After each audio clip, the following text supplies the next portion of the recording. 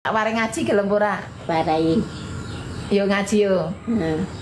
Bis mi Tur. ya Allah sing bener mbok nyoke gah. Yo.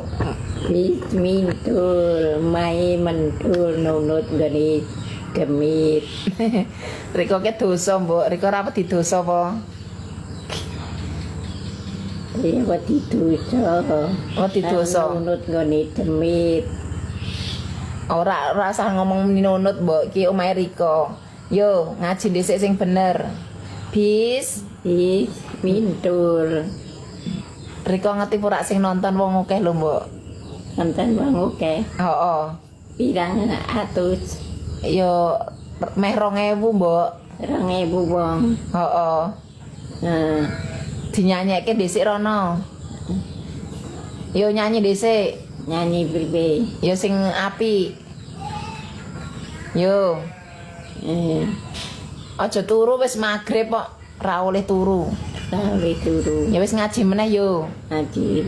Bis Bis milah. bis mintul. Dosa Riko mbok.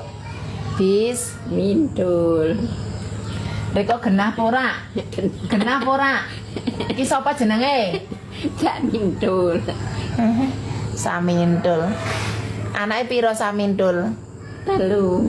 Nomor 1 sapa? Tenayu. Denayu sapa? Berkul. Hah? Berkul. Perkul. Kok iso perkul? Ayo.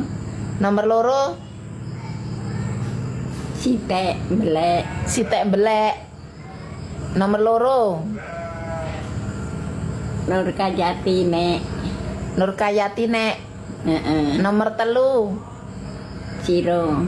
Iha, iha, iha.